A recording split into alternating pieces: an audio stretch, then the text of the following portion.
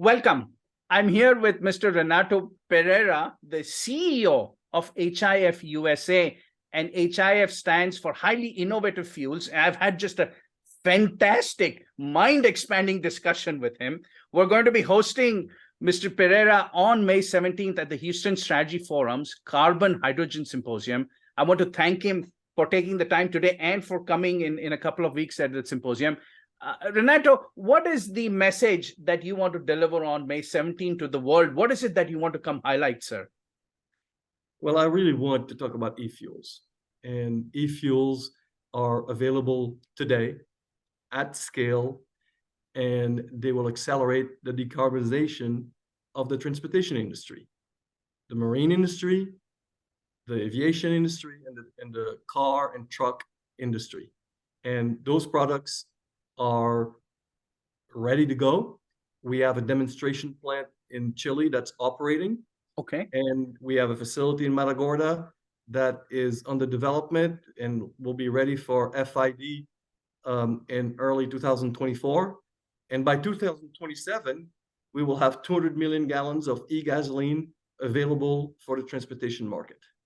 And that's 200 million gallons per year. That is amazing. And I from what you have been telling me, this e-fuel is going to be taking carbon from either an industrial source, and so it truly is going to be carbon neutral or carbon negative, in fact, as it takes the CO2 from the emitter. So tell us about how these e-fuels are maybe even more superior than regular fuels, right? I mean, well, they're much lower carbon intensity when you look at the life cycle of the fuel. Yes. The fuel is chemically identical to regular gasoline. Okay. So when you burn the fuel in a internal combustion engine, you will release the CO2 back into the atmosphere. But we start by extracting that CO2 from the atmosphere, combining it with hydrogen in order to make methanol, and then we make gasoline.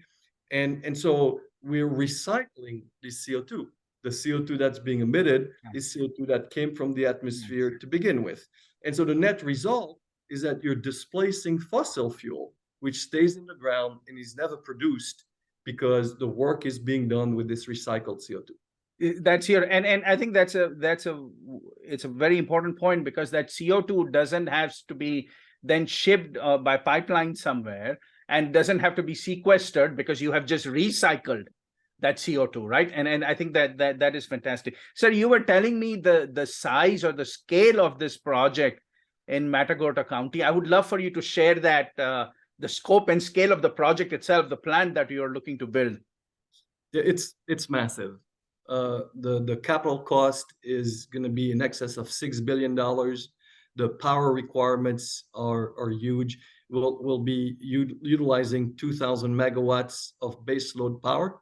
All of that power will be renewable power, but because the renewable power operates at the low capacity factor, we will actually be sponsoring 5,000 megawatts of new renewable generation on the ERCOT grid.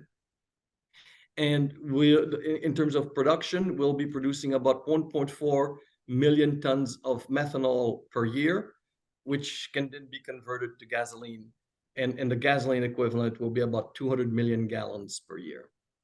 Now, and you also told me that it will during the construction process, it will have 4,000 jobs created, and then I think 200 jobs is on a maintenance.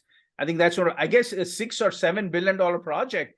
It would probably be one of the largest projects in the world, right? I mean, you don't come across multi-billion-dollar plants being built.